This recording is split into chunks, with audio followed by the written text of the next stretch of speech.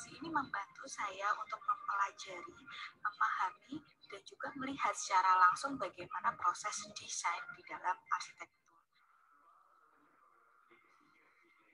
Yang berkonsentrasi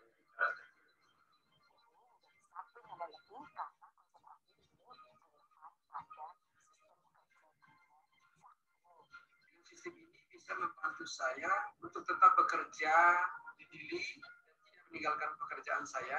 Dibantu oleh staf pengajar yang sangat berkompeten, kemudian teman-teman yang kompak, itu yang membuat saya merasa berjuang tidak sendiri di sini. Seberapa baik ke Semarang, tapi proses program ini tetap berlangsung dengan baik. Sistem ini sangat luar biasa karena mahasiswa menjadi bilang under pressure, kuliah menjadi sesuatu yang fun, masukan juga didapat lebih dari satu dosen, dan yang lebih utama adalah bahwa ini sekaligus kontrol progres mahasiswa agar tetap. Bila mau melanjutkan S3 arsitektur, mari kita bersama-sama mengembangkan program arsitektur digital di Unika Studio Pranata Semarang. Salam hormat dari Timor Leste.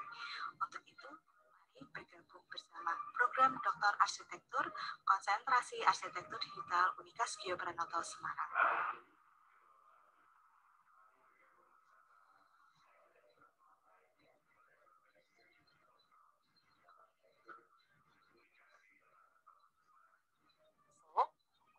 Kalian yang ingin lanjut studi dokter secara cepat dan berkualitas, terus langsung gabung bersama kami program studi dokter arsitektur konsentrasi arsitektur digital Universitas Katolik Studio Pranata.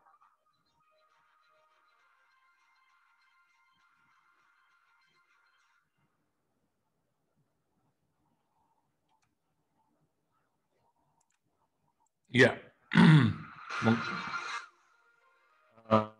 Digitalisasi ini membantu saya untuk mempelajari. Itu sekilas tentang program studi dokter arsitektur. Selanjutnya saya persilahkan kepada Prof. Ridwan untuk menyampaikan paparannya. Mikrofon. Sudah dapat co-host, Pak ya? Sudah. Oke, baik. Saya buka dulu layarnya. Baik, selamat siang Bapak Ibu sekalian. Hari ini saya diminta oleh Prof. Pur, Kaprodi Dr. Arsitektur Konsentrasi Arsitektur Digital untuk menyampaikan sekilas informasi mengenai dukungan teknologi informasi di Unika Studio Pranata dalam kaitannya akselerasi aktivitas kita dalam perkuliahan dan administrasi. Sehingga nantinya diharapkan bisa mendukung dan mempercepat proses ketika ada di S3 Arsitektur Konsentrasi Arsitektur Digital. Nah, mungkin kalau memang dibutuhkan, Bapak Ibu bisa ambil materinya di sini, alamatnya di bit.ly/Unika PDF. Dari situ nanti mungkin bisa paling tidak dibaca kembali untuk nantinya di-sharingkan dengan teman-teman, atau dengan keluarga, atau dengan atasan. Nah, mungkin kita awali dengan cerita ini terlebih dahulu. Jadi, beberapa tahun terakhir ini itu kita dibuat kalang kabut, dibuat tunggang langgang dengan adanya berbagai hal baru yang dihadapi oleh kita. Ya, beberapa tahun sebelum pandemi itu, di tahun 2017, kita dikenalkan dengan istilah disruptive innovation, yang mungkin pada tahun 95 itu sudah dikenalkan terlebih dahulu. Nah, itu tapi tahun 2017 baru kemudian kita kenal gara-gara ada inovasi-inovasi seperti Grab, Gojek, Traveloka, dan lain sebagainya. Nah, belum terlalu lama, tahun 2019, pemerintah mengenalkan dengan istilah baru yang namanya Revolusi Industri 4.0, di mana istilah ini pun sebetulnya sudah dikenalkan di Jerman di tahun 2011. Karena keberadaan kecerdasan buatan, Internet of Things, dan Big Data itu mulai dikenal di tahun 2019 dan mulai masuk dalam berbagai kebijakan pemerintah. Tetapi belum berselang terlalu lama, 1 tahun kemudian COVID-19 masuk ke Indonesia, di mana kemudian kita diminta untuk mengenal istilah baru lagi, yaitu new normal, di mana new normal sendiri ini sebetulnya konsepnya sudah dikenalkan pada tahun 2009, di mana kurang lebih kalau kemudian kita buat satu kesimpulan yang sederhana, new normal ini ya campuran ya antara kondisi kita pada tahun 2017, di mana terjadi inovasi-inovasi yang mengganggu atau inovasi disruptif, dan revolusi industri 4.0 yang mulai dikenalkan oleh pemerintah di tahun 2019. Tapi memang pada kondisi tahun 2020 itu berbagai hal baru itu terjadi. Nah, sebetulnya hal-hal ini sudah menjadi hal yang biasa dan sudah pernah ditulis di beberapa tahun sebelumnya, sejak mulai tahun 2017, di mana dunia pendidikan itu akan mengalami perubahan, dan perubahan-perubahan itu menuntut tatanan baru yang nanti kita hadapi secara bersama-sama dalam beberapa tahun ke depan.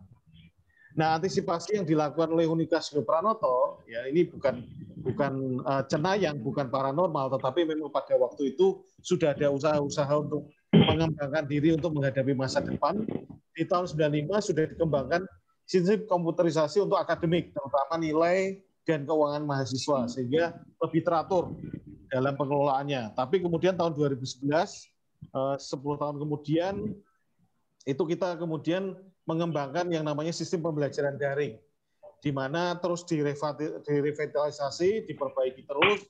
Pada tahun 2014 kita namai dengan nama cyber learning, dan pada tahun 2017 kita hubungkan dengan sistem akademik dan sistem administrasi yang ada di kampus, sehingga orang-orang atau mahasiswa-mahasiswa yang masuk ke Unika otomatis punya akun e-learning, otomatis punya akun cyber learning untuk kuliah secara daring.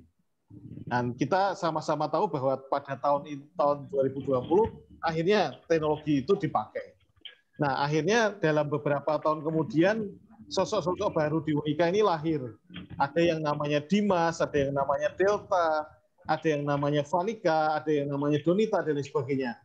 Sosok-sosok itu merupakan singkatan-singkatan dari sistem yang dikembangkan oleh Unika Sugio Pranoto untuk mahasiswa-mahasiswanya. Contohnya Dimas itu, dashboard informasi mahasiswa, itu memungkinkan kita terbuka. Jadi tidak ada hal lagi yang ditutup-tutupi, semua informasi ada di sana, sehingga semua orang bisa melihat. Ini ada keterbukaan dan integritas dalam perkuliahan. Kemudian ada juga yang namanya Delta. Memang kita belum di tahun pertama belum akan pakai, di mana Delta itu merupakan dokumentasi elektronik tugas akhir. Jadi tahu nanti masing-masing dari kita atau bahkan atasan prosesnya berhenti di mana kalau seandainya berhenti, atau prosesnya cepat di bagian siapa itu kelihatan semua orang yang berkaitan, yang berkepentingan untuk melihat proses di dalam studi kita. Dan masih banyak lagi. Ada Vanika, itu virtual asisten Unika, di mana kita itu dimungkinkan untuk mendapatkan informasi Unika dalam 24 jam, dan itu bisa diakses, tidak perlu harus menunggu sampai jam kantornya buka gitu. Karena dia berupa robot yang bisa menjawab semua pertanyaan-pertanyaan dari kita. Nah, itu dan lain sebagainya yang di bawah itu yang kemudian nanti akan saya bahas lagi di bagian slide berikutnya. Ini contohnya. Vanika ini yang ada di sisi kanan ya, gambarnya itu yang diwakili oleh sosok perempuan, di mana kalau misalkan kita masukkan ke dalam line itu informasi apapun bisa kita dapatkan di sana. Terus kemudian yang di tengah ini namanya Dimas, di mana itu akan ada informasi mengenai sejarah kita, track record kita yang terkait dengan perkuliahan, bahkan termasuk yang saya kotai itu bisa memprediksi bahwa dia nanti akan lulus berapa semester atau dia akan lulus pada semester ini. Itu terprediksi dari sana.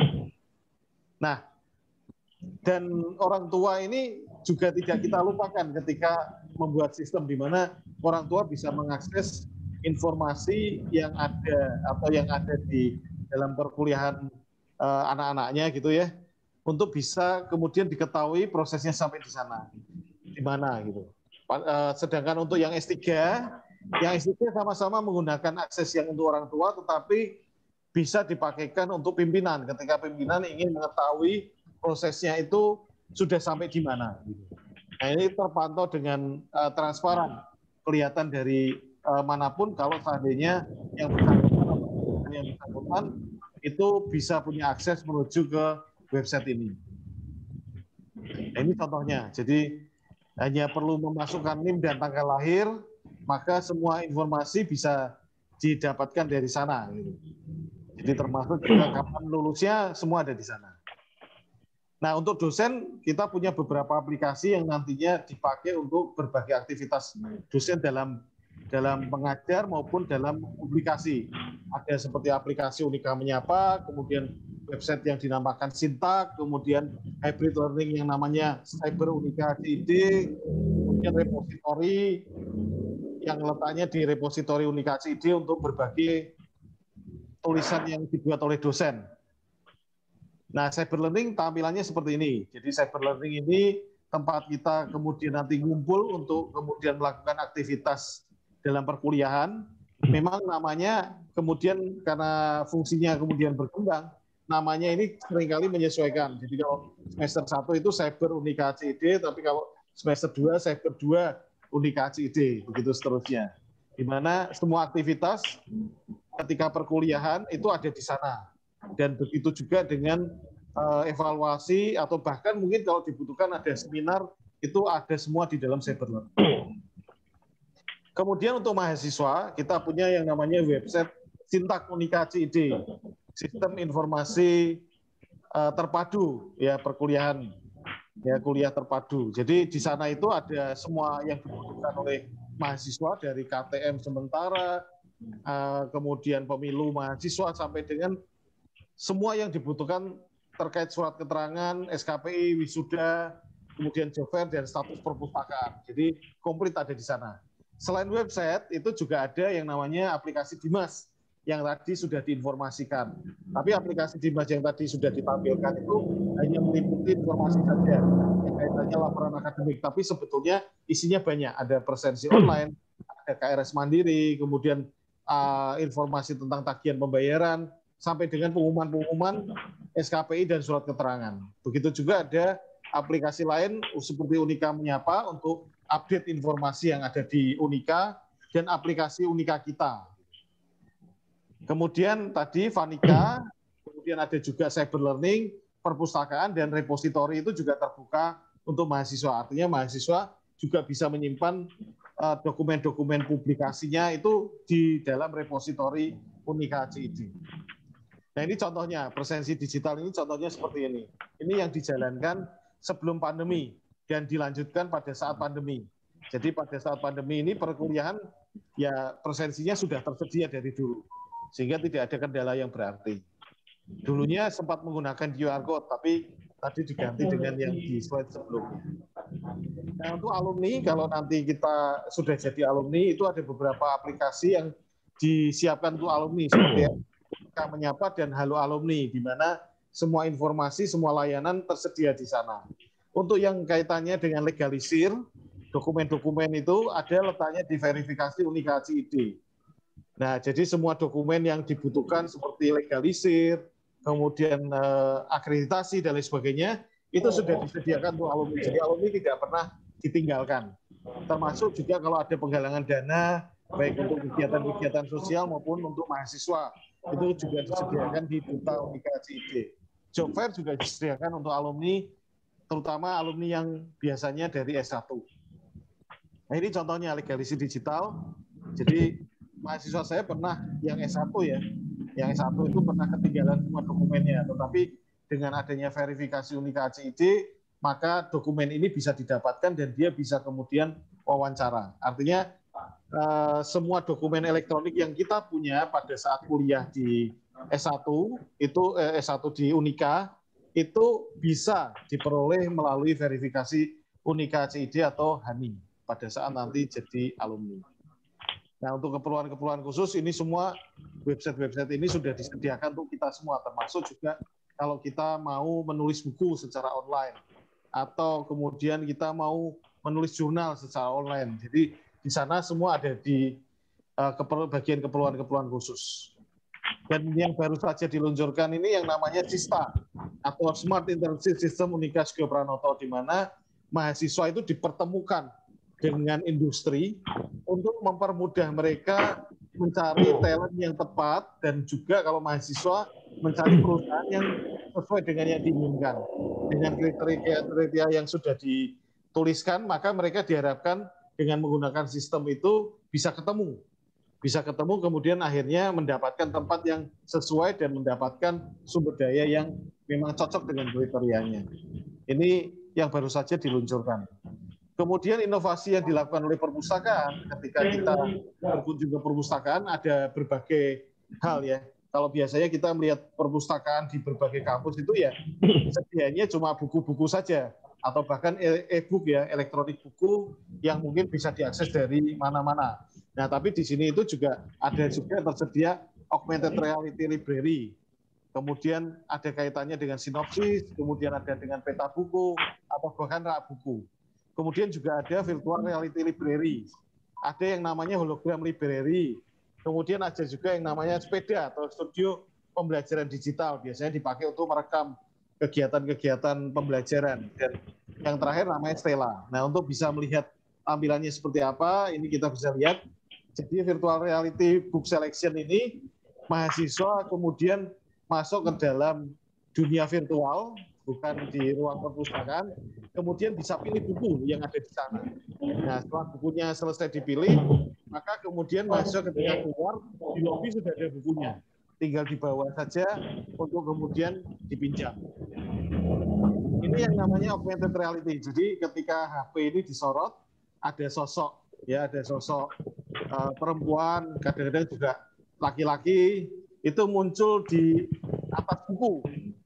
Bentuknya augmented reality, di mana dia bercerita tentang buku-buku terkait itu sinopsisnya seperti apa. Gitu. Nah, itu salah satu bentuk dari augmented reality assistant. Ini yang augmented reality Buxel, di mana kita bisa tahu setiap rak buku itu isinya buku-buku apa sih. Dengan mengarahkan HP-nya itu ke arah rak buku. Nanti akan muncul pajak, kewirausahaan, dan lain sebagainya. Jadi muncul semua di sana. Ini yang kaitannya dengan wisuda, tapi kita tidak berharap ya.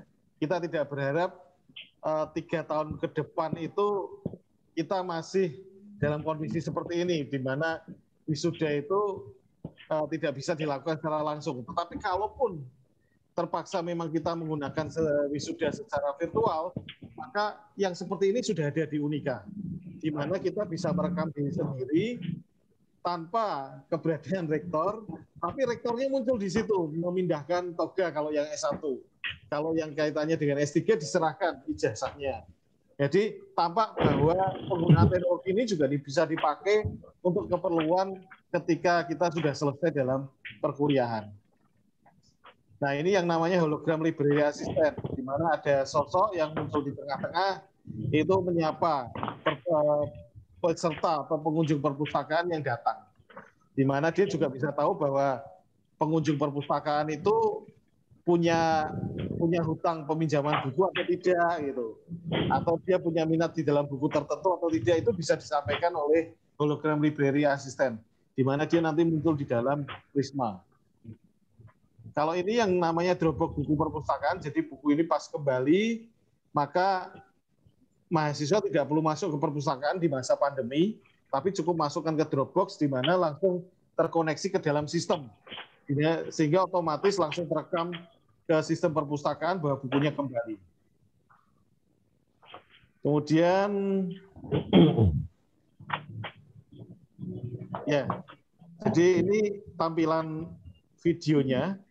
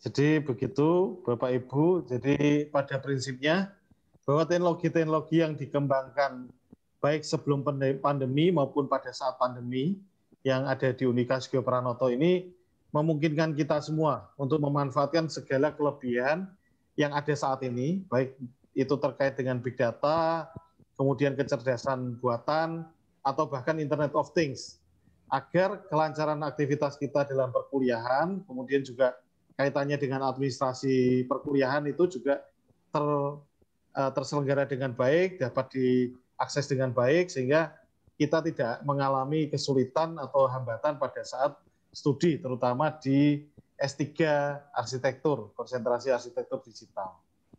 Dengan begitu, kita bisa menyampaikan bahwa kita ini sudah modern ready dalam kondisi apapun normalitas baru yang ada pada saat ini. Jadi tidak ada alasan bahwa pandemi ini mengakibatkan kita kemudian terhambat, mengakibatkan kita itu kemudian tidak bisa maksimal dalam melayani mahasiswa, tetapi sebaliknya justru dimanfaatkan bagaimana layanan-layanan yang tadi dikembangkan pada saat kondisi yang tidak menyenangkan ini, kondisi yang tidak mudah ini, itu justru makin maksimal untuk melayani mahasiswa baik dari Kota Semarang, dari Kota Jawa, dari Provinsi Jawa Tengah, atau bahkan di luar dari Provinsi Jawa Tengah, gitu, dari barat sampai ke timur. Begitu Bapak Ibu, semoga bisa meyakinkan Bapak Ibu untuk yakin bahwa layanan kita cukup siap untuk kondisi ini. Terima kasih. Selamat siang, saya kembalikan ke Pak Pur. Iya, baik. Terima kasih Prof. Ridwan. Ini adalah gambaran sekilas tentang kesiapan Unika Sugio Pranoto terkait dengan kondisi sekarang, dan juga kesiapan kita perkuliahan semester depan itu masih dimungkinkan kita menggunakan kuliah daring gitu ya, kuliah online gitu. Jadi Ibu sekalian nanti mungkin tidak perlu khawatir apakah kuliah online yang kita akan jalani itu bisa berjalan dengan lancar atau tidak gitu. Nah, maka paparan pertama terkait dengan Unika Sugio Pranoto dengan segala fasilitasnya itu perlu kami sampaikan di depan begitu supaya kita bisa mengerti bahwa perkuliahan yang akan kita lalui semua fasilitas sudah disiapkan, baik itu dari perkuliahan, kemudian aplikasi-aplikasi yang mendukung, dan bahkan tentang literatur begitu ya. Kita mau mencari literatur bagaimana? Tentu saja sudah disiapkan dengan perpustakaan-perpustakaan di Unika yang membantu dalam kuliah S3 kita nantinya. Sebelum saya melanjutkan untuk paparan berikutnya, saya perlu untuk menyampaikan lagi informasi terkait dengan program studi ini dari testimoni mahasiswa angkatan pertama.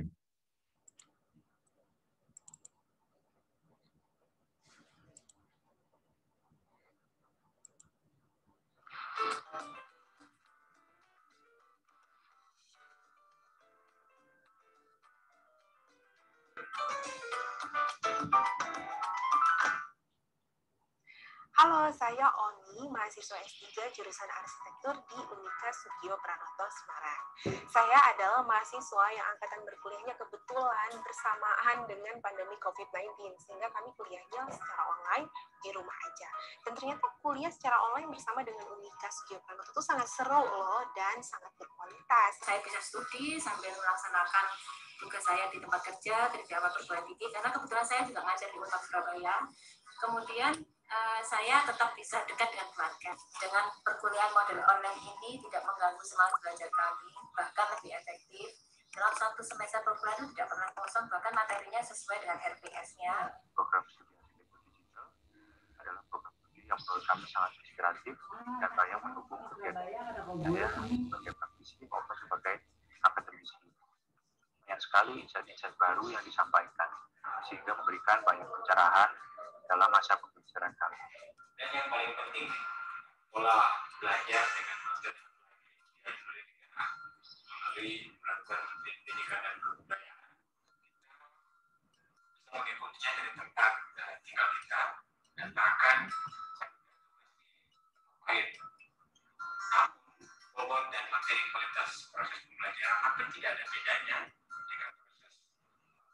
pembelajaran secara offline.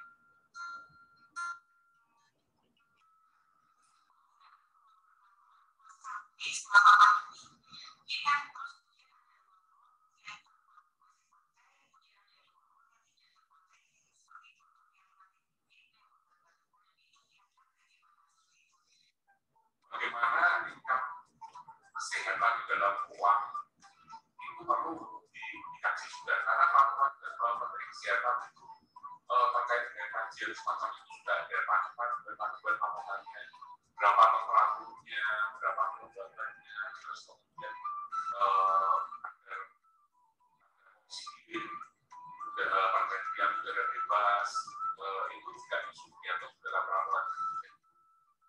Sesuatu yang menarik kalau itu untuk dilibatkan dari sebuah standar ruang yang sehat. Terus kemudian ada beberapa yang bisa diakses gitu ya, walaupun posisi pandemi seperti ini, sebetulnya dengan posisi Bu Rizka itu bisa memanfaatkan perpustakaan Biblika.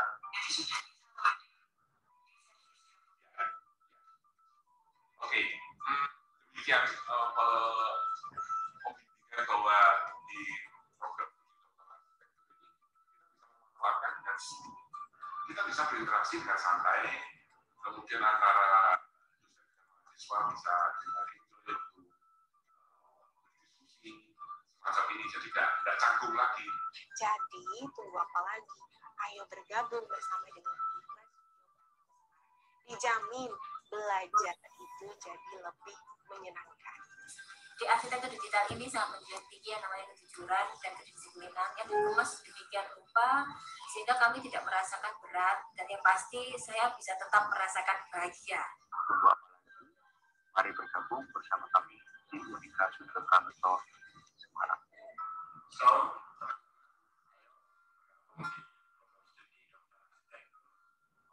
Arsitektur digital, Fakultas Arsitektur.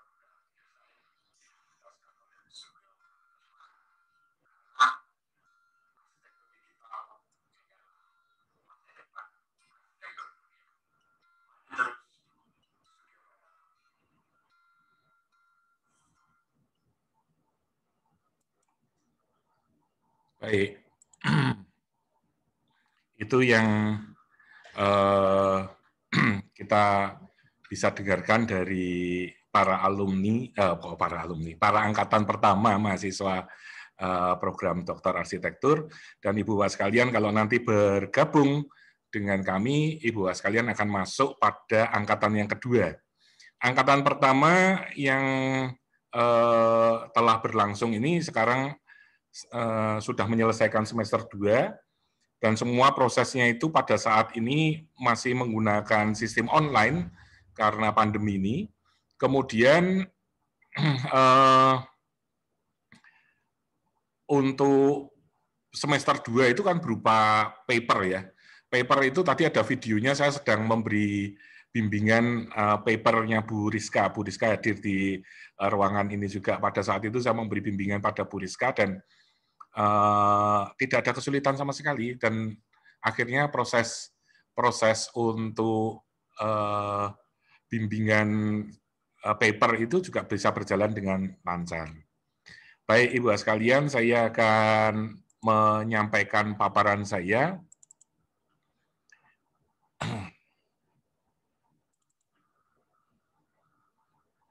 Ya, kita ingin mengenal tentang program studi Doktor Arsitektur, konsentrasi arsitektur digital, gitu ya. Seperti yang tadi sudah dipaparkan oleh Prof. Ridwan, bahwa kita nanti kuliah dengan menggunakan sistem online itu sudah disiapkan jauh-jauh hari sebelum ada isu tentang pandemi ini. Bahkan tahun 2018 saya ditugasi Pak Rektor ini untuk mengembangkan cyber gitu. Ya, waktu itu mengembangkan cyber, fasilitas sudah ada, semua sudah disiapkan. Memang hanya baru dosen-dosen muda saja yang memanfaatkan. Tetapi sekarang seakan-akan blessing in disguise bahwa dengan pandemi ini semua dosen menggunakan fasilitas dari perkuliahan online ini, dan kita mau nggak mau gitu ya masuk di sebuah era digital.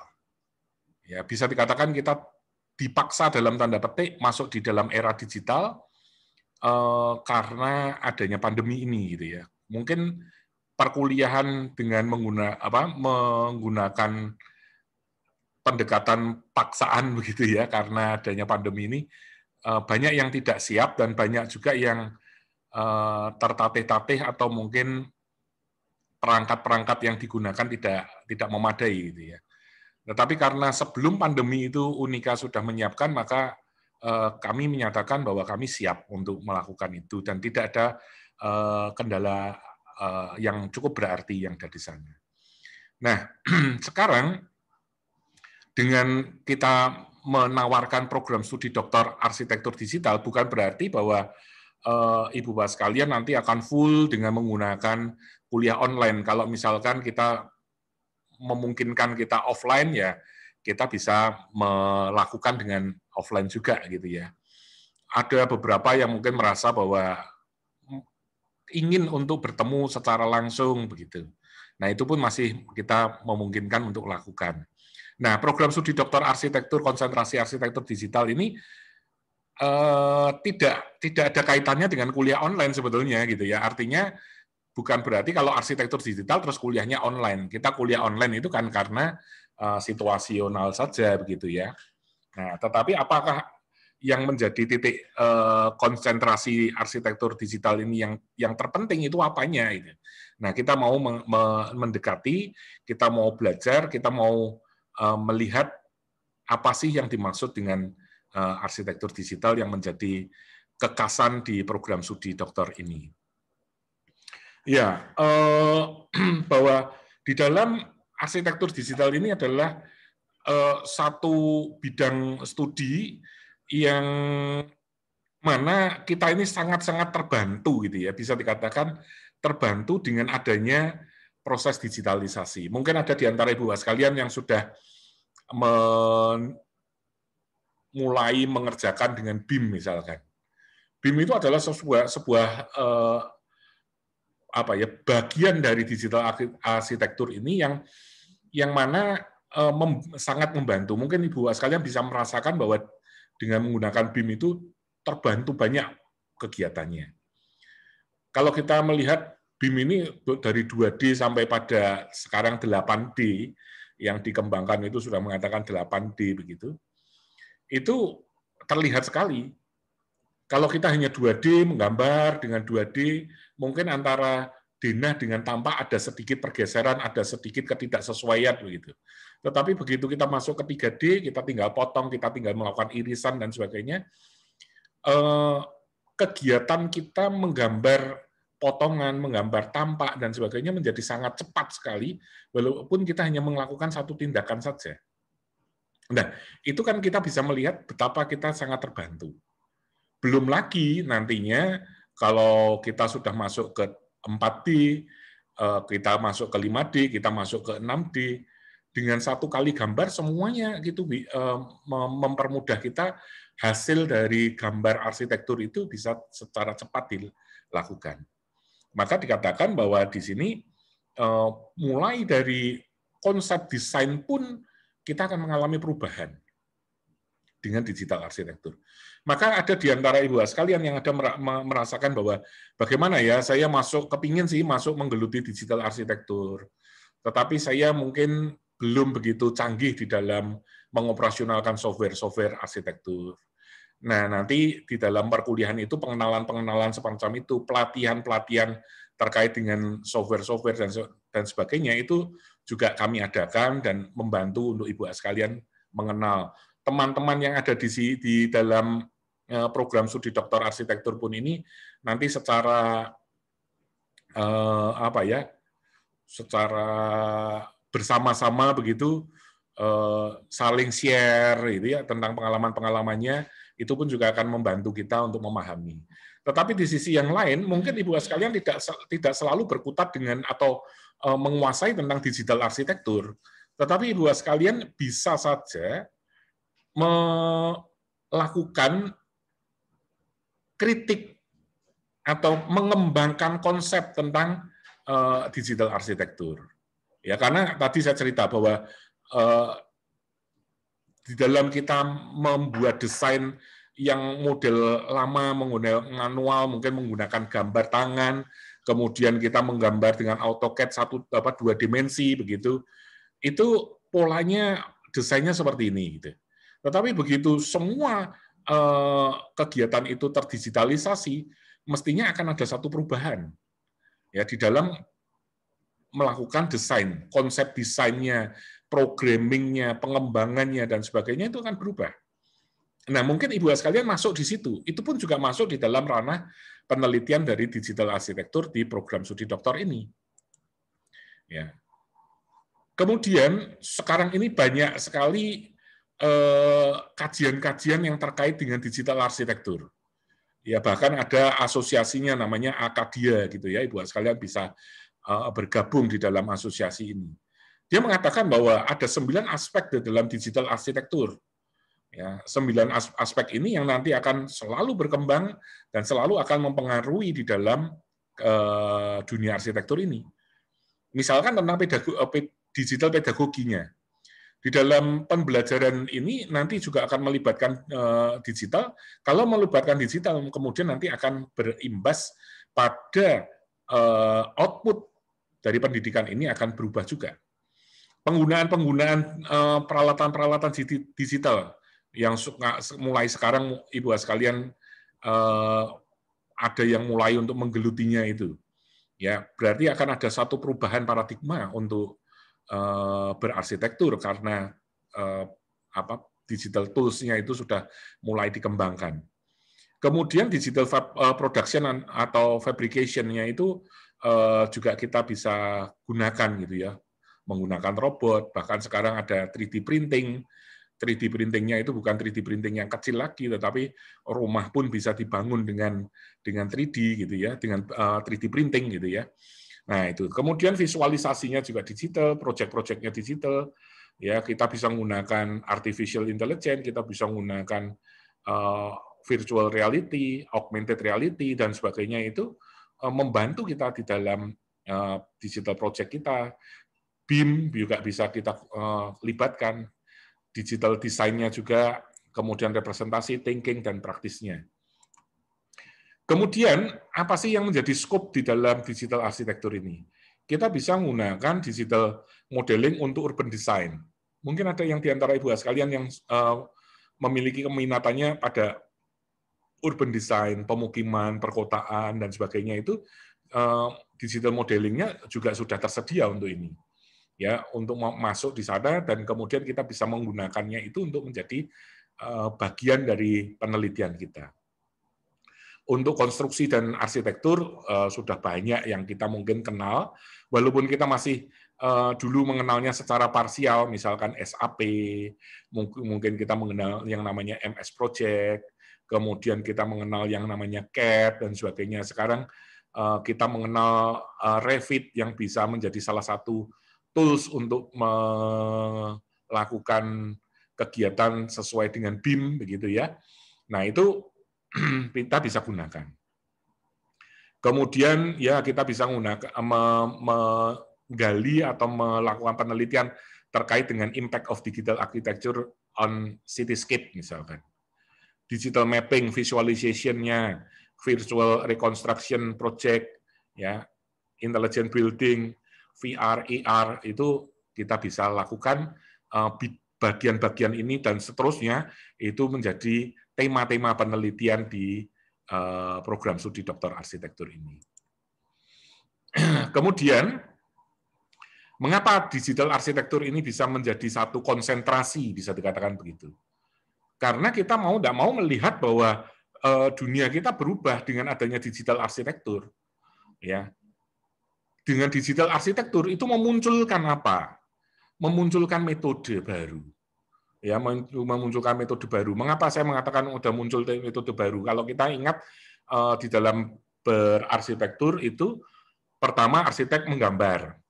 Setelah arsitek menggambar secara linear diserahkan kepada civil engineer. Civil engineer setelah selesai feedback ke arsitek, kemudian akan diserahkan lagi kepada mechanical electrical engineer gitu ya. Itu kan prosesnya linear semacam itu. Tetapi dengan digital arsitektur kita bisa berkolaborasi langsung. Ya, maka itu metode yang baru. Ya, di mana pada saat desain dilakukan, civil engineer, mechanical engineer itu bisa ikut terlibat di dalam desain ini. Maka kita bisa mengenal dengan istilah kolaborasi. Ya, di situ. Kemudian desain-desainnya muncul baru. Ya, tidak lagi hal-hal yang kotak-kotak, yang monoton begitu, kemudian yang lebih dinamis, bentuknya lebih dinamis. Kalau dulu kita mengenal bentuk-bentuk dinamis shell begitu, itu masih dikatakan kaku gitu. Sekarang bentuknya lebih melengkung-lengkung lagi dan lebih tidak beraturan lagi, dan itu bisa dilakukan. Bagaimana itu bisa dilakukan? Ya karena ada tools-tools dari alat-alat dari digital arsitektur ini yang membantu gitu ya. Nah, terus kemudian material baru muncul. Material baru sekarang ini banyak dikembangkan adalah plastik gitu ya. Plastik dengan berbagai macam variannya untuk mengikuti bentuk yang dinamis tadi. Nah, tentu metode baru ini membutuhkan kajian tersendiri. Bentuk-bentuk desain yang baru membutuhkan kajian-kajian tersendiri. Ya, bahan-bahan bangunan yang baru yang mungkin muncul itu membutuhkan kajian yang lagi. Sehingga dengan demikian digital arsitektur ini bisa menjadi sebuah konsentrasi di dalam program studi yang bisa untuk menjadi sebuah ranah penelitian dan ranah-ranah keilmuan yang baru yang bisa dimunculkan, yang bisa dikembangkan. Kemudian kita bisa memberi gambaran untuk program studi ini sudah mendapatkan izin pendirian tanggal 31 Januari 2020 dan sudah memiliki angkatan pertama ya, yang sekarang ini sudah menyelesaikan semester kedua, semester ya bukan semester kedua. Ya, sudah menyelesaikan semester kedua. Angkatan pertama ini 16 mahasiswa. Dan dari 16 mahasiswa ini tersebar di seluruh Indonesia, Jawa Barat, Jawa Tengah, Jawa Timur, NTT, bahkan luar negeri, yaitu Timor Leste, kemudian ada dari Palangkaraya.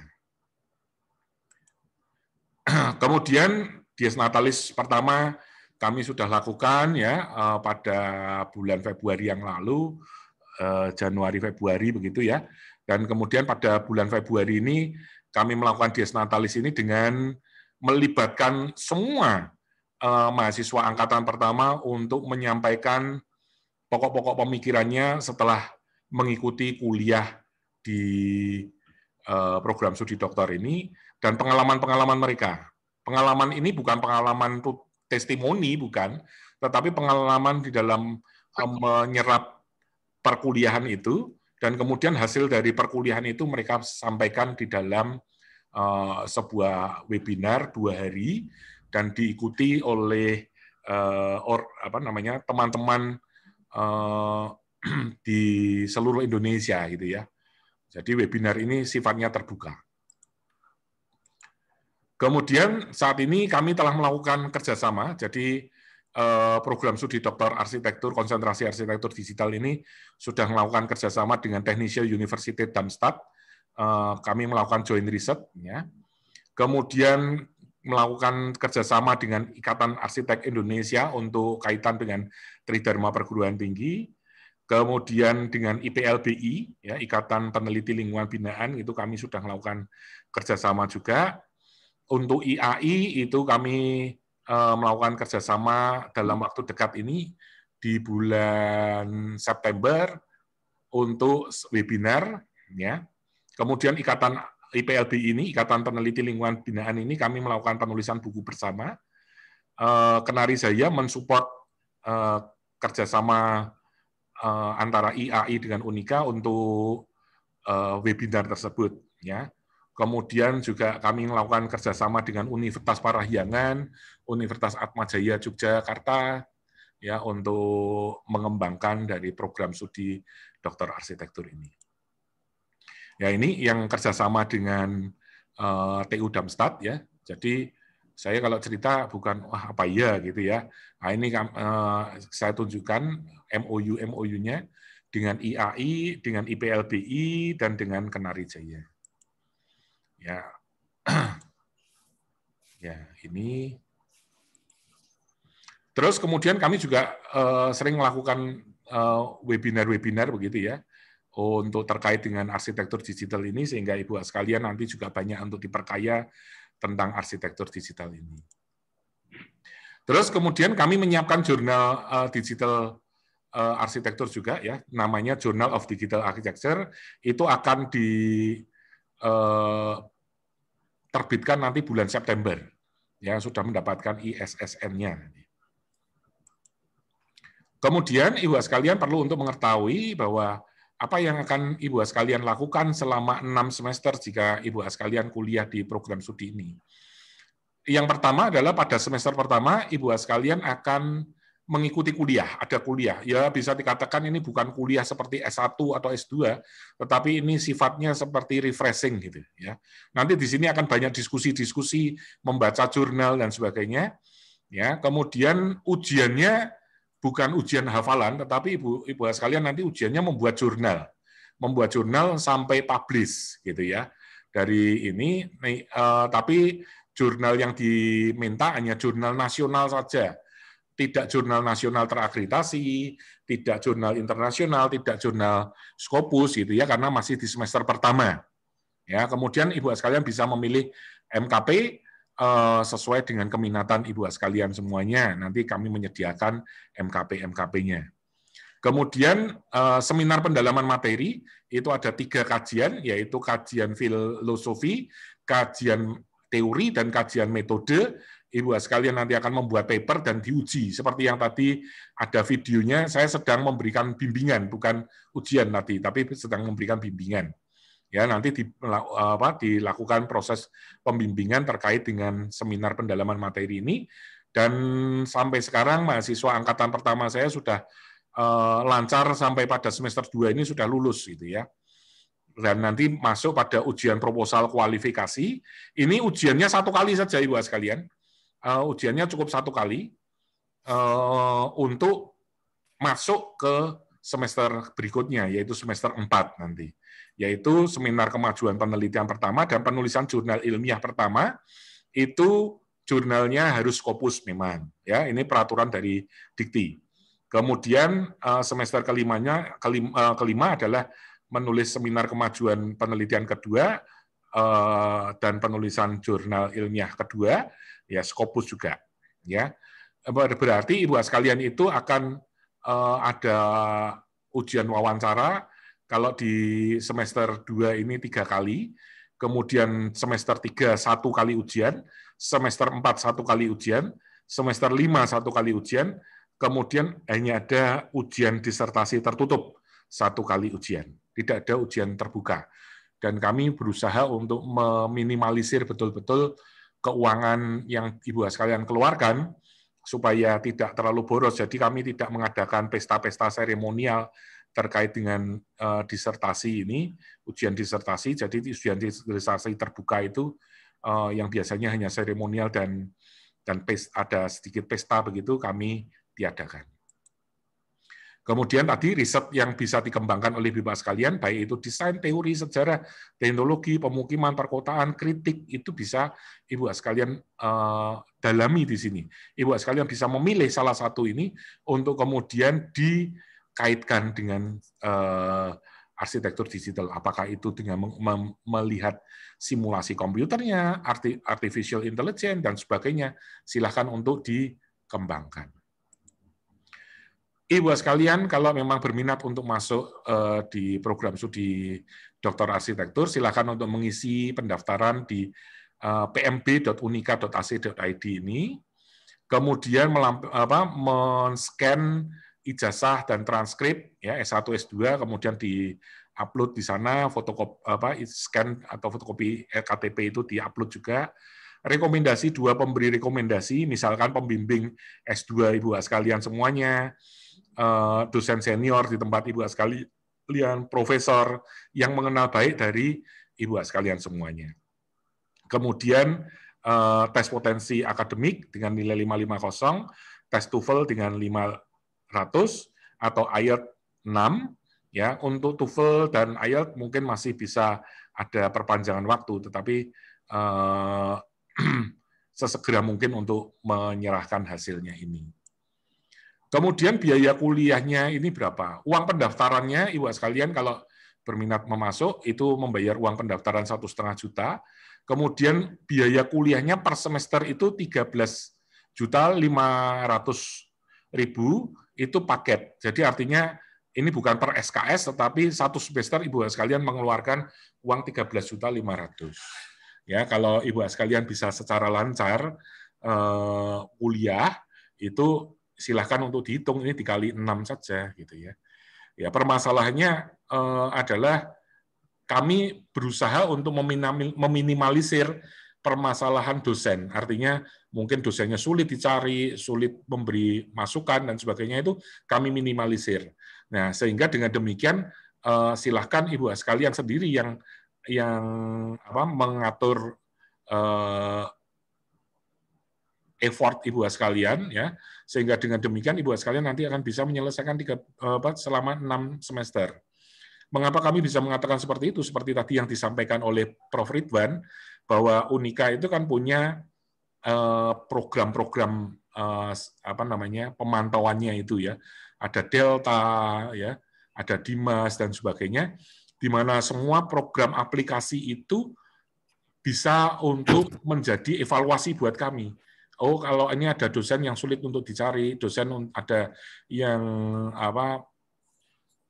memperlambat bimbingan misalkan dan sebagainya, itu kami secara periodik kami bisa membantu untuk mengingatkan Ibu sekalian, karena itu bisa terpantau gitu ya oleh pengelola program studi. Sehingga dengan demikian Ibu sekalian, tinggal Ibu sekalian yang nanti bekerja dengan baik, ya, sehingga nanti ini bisa diselesaikan setidak-tidaknya 6 semester.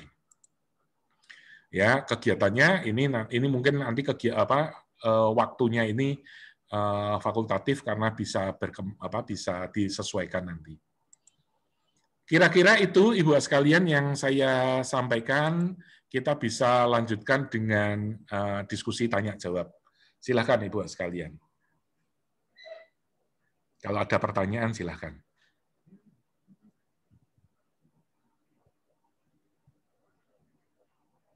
Ini ada Pak Ayub hadir, Pak Prof. Ridwan. Selamat siang Pak Ayub. Selamat siang Pak. Ya. Selamat siang Prof. Ridwan. Selamat siang Pak Purwanto. Ya, selamat siang Pak Ayub. Mungkin ada pertanyaan Ibu sekalian semuanya. Pak Ayub ada pertanyaan, silakan.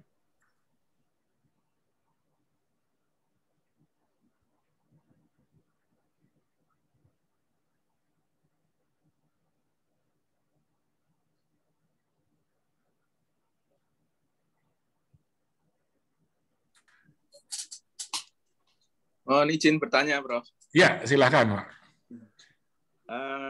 Untuk pendaftaran itu hanya dilakukan pada saat semester ganjil saja, atau juga di semester genap, artinya di mungkin sekitar bulan Juli, Agustus, atau juga sekitar Desember, Januari, gitu. Itu saja, Prof, pertanyaan saya. Terima kasih untuk sementara ini. Iya, Pak Beni, terima kasih. Untuk pendaftaran sampai sekarang ini kami merencanakan setahun sekali. Karena kemarin waktu angkatan pertama itu jumlahnya sudah 16, Pak. Kalau semester berikutnya saya buka, kelihatannya tenaganya yang kurang gitu ya.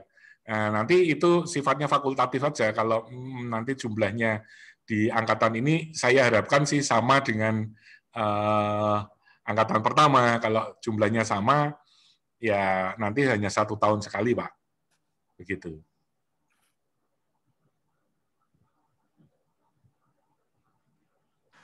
Terima kasih, Prof. Ya, Pak Beni.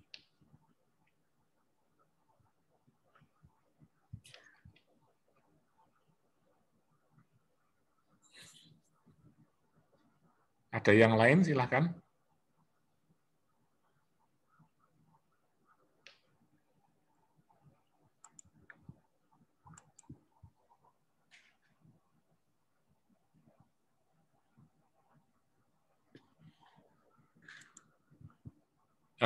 Baik, Bu Ayu menanyakan staf pengajarnya. Ya, pada semester 1, staf pengajarnya ada saya, ada Prof. Ridwan. Saya ini bidang keahliannya adalah struktur konstruksi, fisika bangunan, itu ya. Kemudian arsitektur religius, arsitektur Tionghoa, itu bidang saya. Kemudian ada Prof. Ridwan, mungkin Prof. Ridwan sendiri yang bisa menyampaikan bidang keahliannya. Oh iya, Pak.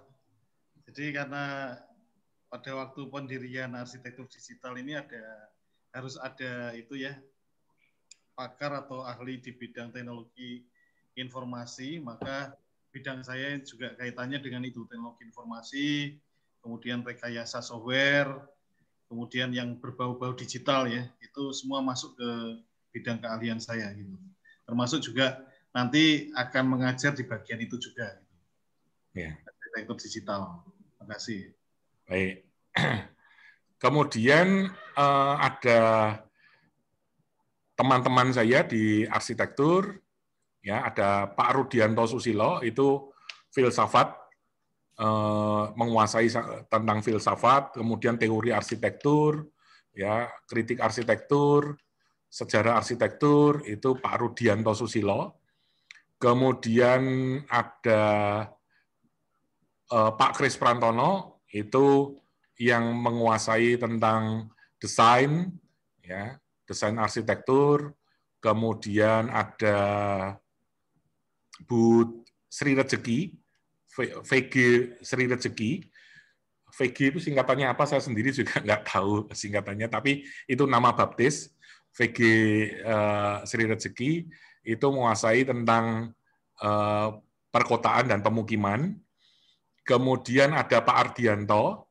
Pak Ardianto ini menguasai tentang fisika bangunan, kemudian struktur dan konstruksi dan pemukiman dan perkotaan juga.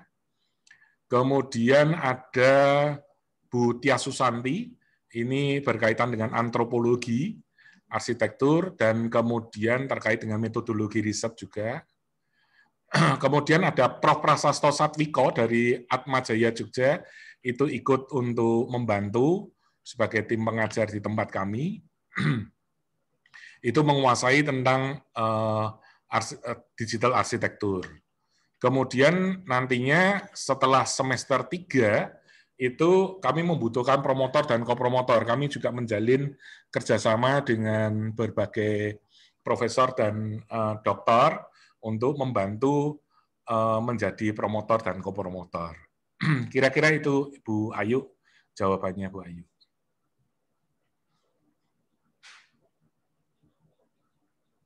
Mungkin ada lagi?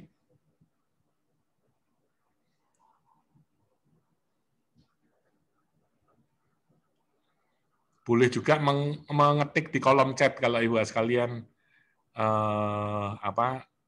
lebih nyaman untuk ngetik di chat juga silahkan, nggak apa-apa.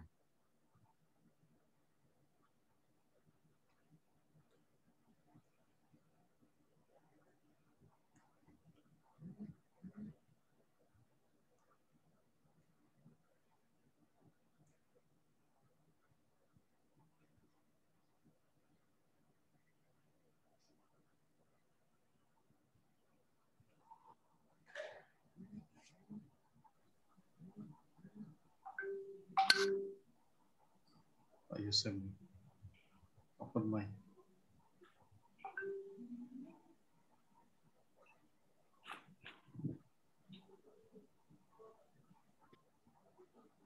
Pak Muafani mungkin ada pertanyaan, Pak?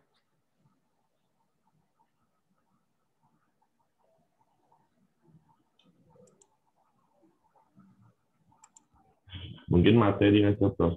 Tadi yang dipresentasikan mungkin bisa, biar bisa dibaca ulang, itu kirim, bisa di WA materi.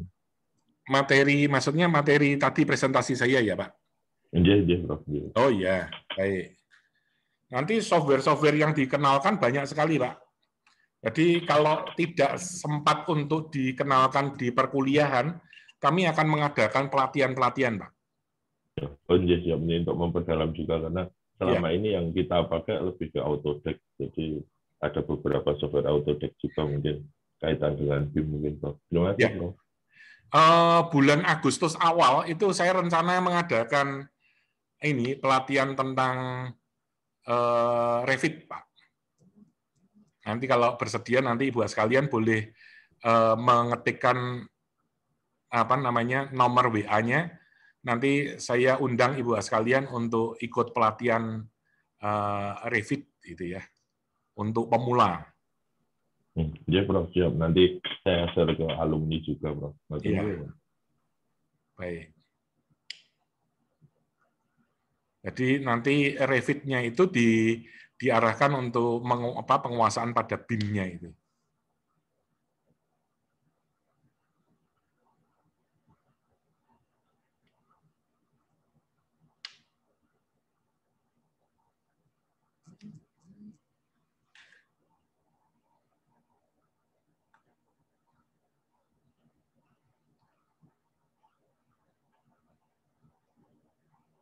Masih ada lagi?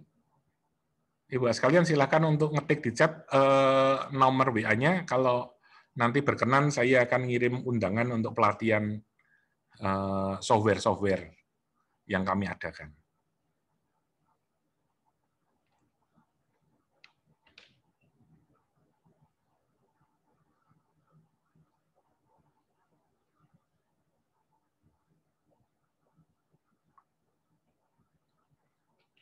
Baik, kalau tidak ada pertanyaan, terima kasih atas kehadiran Ibu sekalian, dan kalau Ibu sekalian berkenan untuk bergabung, sekali lagi silakan untuk mengisi di pmb.unika.ac.id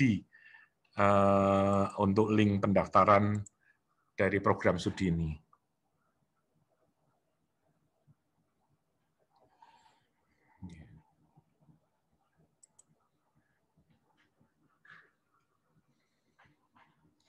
Baik, terima kasih Bu sekalian. Saya akhiri pertemuan pada siang hari ini. Kita bisa berjumpa lagi nanti kalau ada undangan dari kami terkait dengan pelatihan, Ibu sekalian bisa mengikuti. Terima kasih, selamat siang. Selamat siang. Terima kasih Prof. Pur, terima kasih Prof. Ridwan. Selamat siang, sehat selalu. Ya, sehat selalu. Terima kasih Prof. Izin. Ya, sama-sama, Prof. Ya. Ibu. Terima kasih Pak Prof. Izin. Ya, terima kasih Bu Ayu.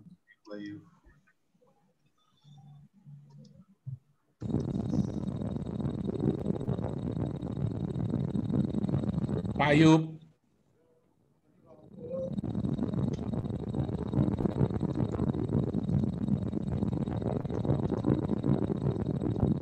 Oh, suaranya kemerotok Pak Ayub.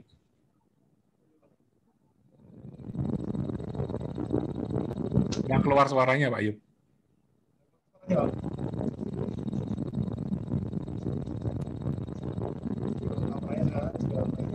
Nggak keluar suaranya. Kalau Pak Triyono itu dari mana ya?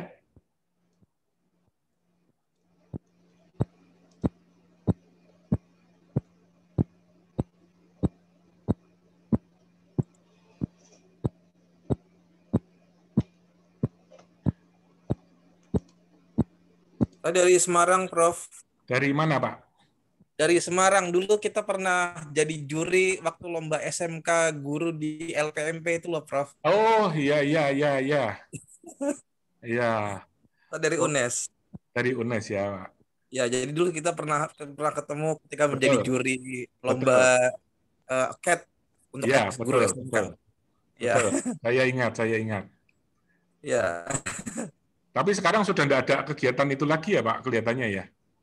Dihentikan, Prof, karena kan Pak Rezanya sudah pensiun, jadi program-program lomba untuk guru tidak ada. Terus program yang untuk lomba LKS CAT pun untuk siswa SMK pun semuanya sampai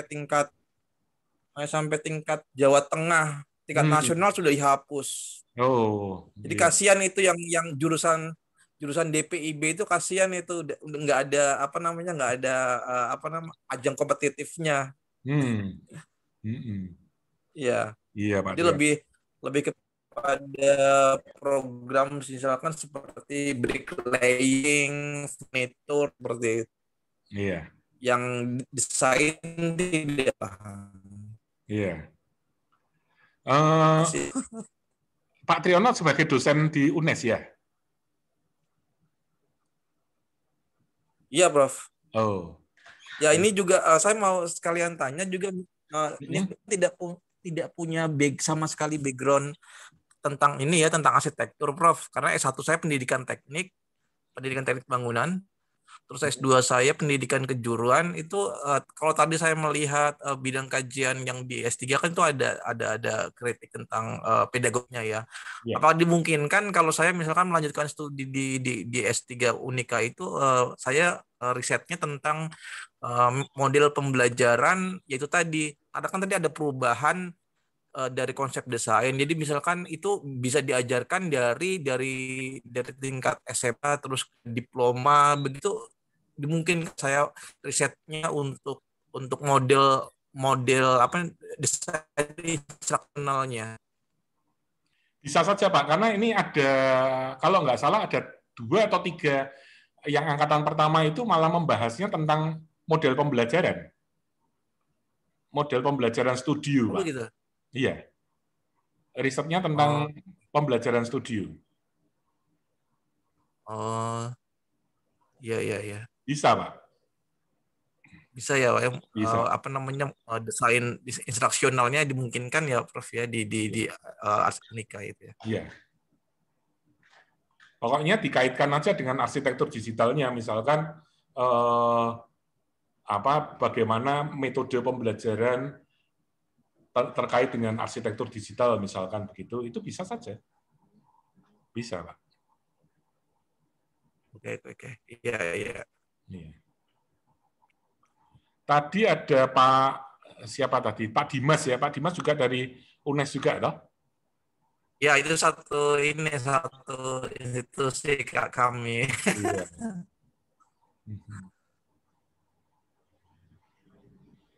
Ya, itu ada. Misalnya saya masuk ke Zoom ini kan atas undangan Pak Dim nih, Prof.